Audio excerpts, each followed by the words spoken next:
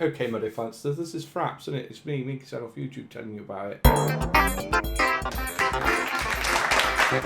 Yeah, Minky, yeah. Hello. Right, what we're going to do today is we're going to talk about Fraps. Now, this is going to be the shortest episode there is because there's not really a great deal to say about Fraps. Fraps is a very simple program by its very nature. It was originally designed as a benchmarking tool. What a professional segue into talking about the spec list of the PC that I'm using to do these benchmarking tests with.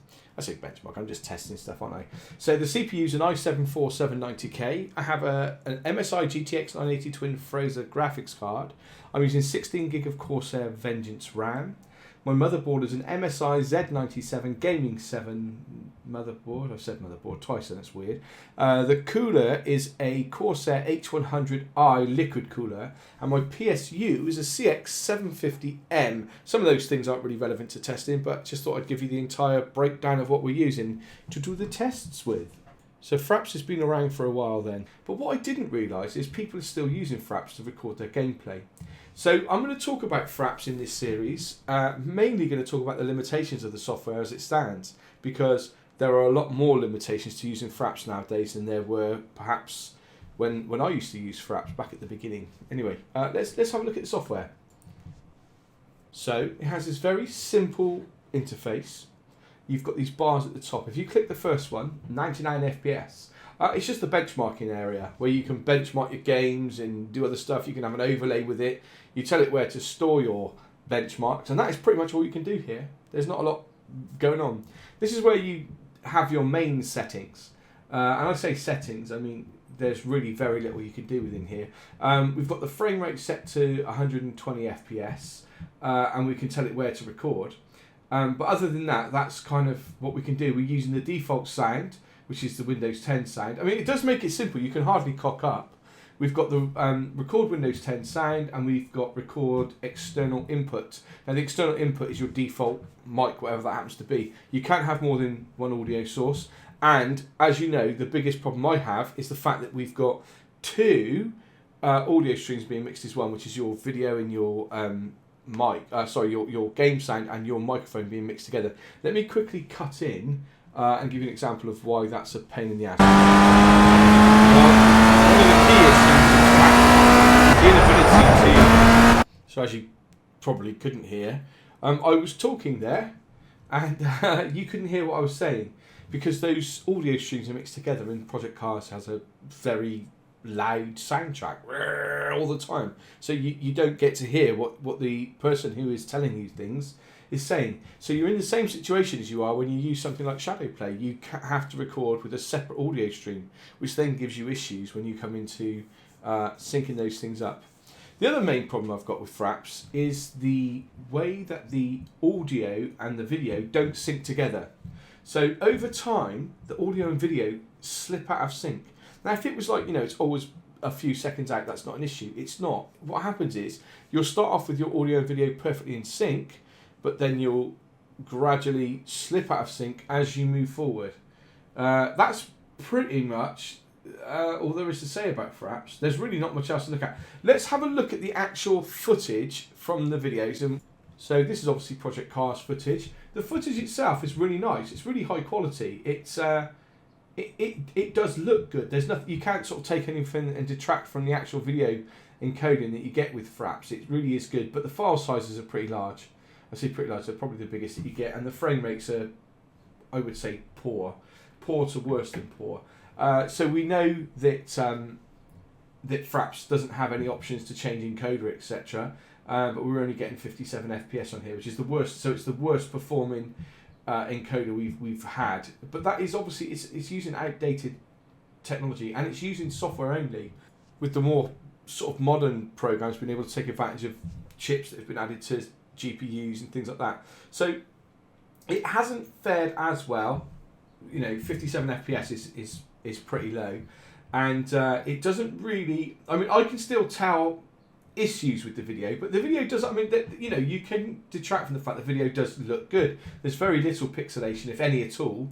The file sizes are a bit of a pain to work with, and as I've said, that time slipping issue is a real problem when you're trying to sync audio and video, particularly if you're playing a game that has sort of, let's say, maybe gunshots and things like that. You've got to line everything up, and then over time that gradually slipping out, you then end up having lots of cuts in the audio, and the audio never feels right. So you need to use a program like Handbrake, which again then brings you back to doing something like rendering the video almost twice when you do it. So you record the video, you then have to render it in Handbrake to bring those time issues back together again, and then you then have to then go and create the video in Vegas, and then you have to render that out. So you're basically, your PC could be out of action for hours and hours and hours just because a program wasn't working in the way that it should. Let's have a look at Battlefield, and you can immediately see the difference in the way that Fraps has recorded Battlefield.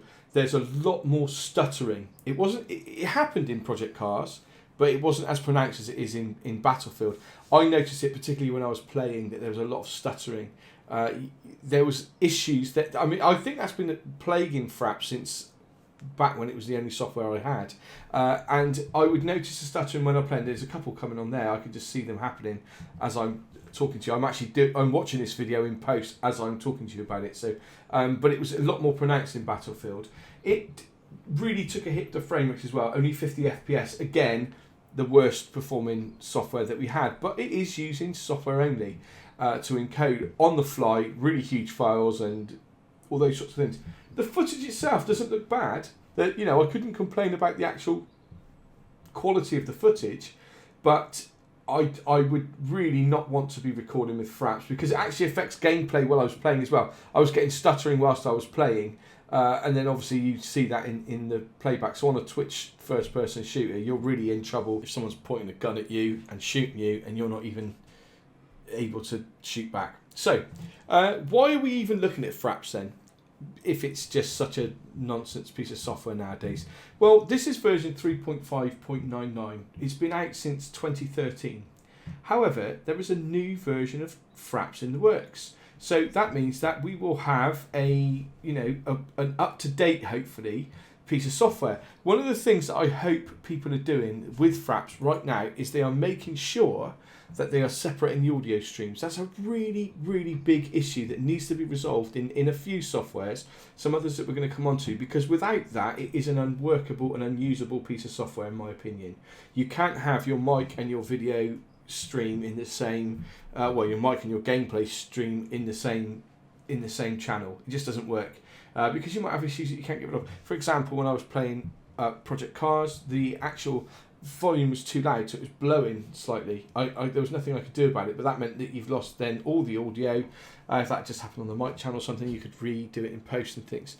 So, well, let's stop bashing Fraps. I mean, it's an old piece of software, so it's like me judging it in other things. But let's have a look at how it did in our we still haven't got a name for it, our Testathon card graphics system. Thought I'd do something clever with it again, with its clock wipe or whatever, but I just couldn't be bothered. I just thought I'd just put the results on screen. It's not that exciting, is it? We know it's pretty poor. The constants are the non-recording figures, so that's what we get when we just play the games. But if you look at Fraps, it really performed badly. It didn't even hit 60 FPS in either game. Project Cars, we only got 57 FPS.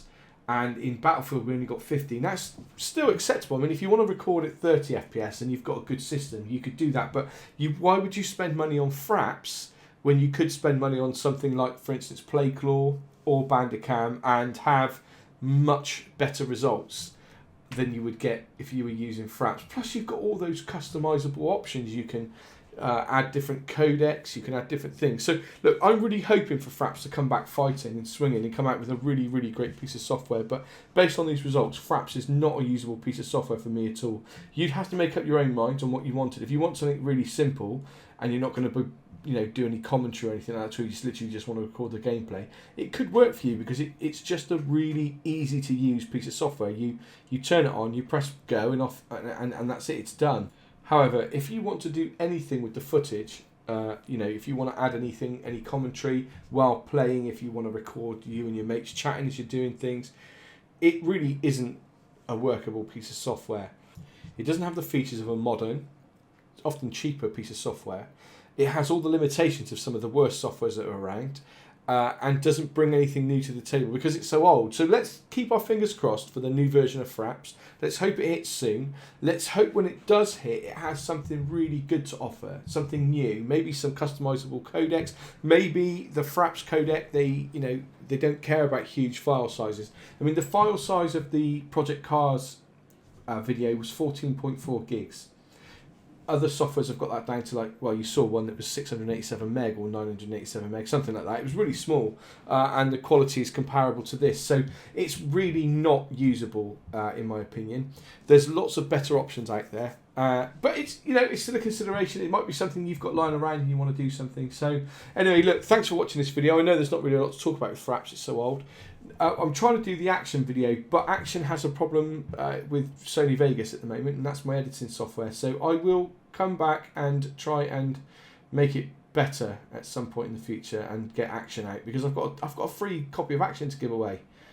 I've just got to solve issues for you. You're good people, got a lot of time for you. Love you. Bye. Yeah, Minky, goodbye. Yeah.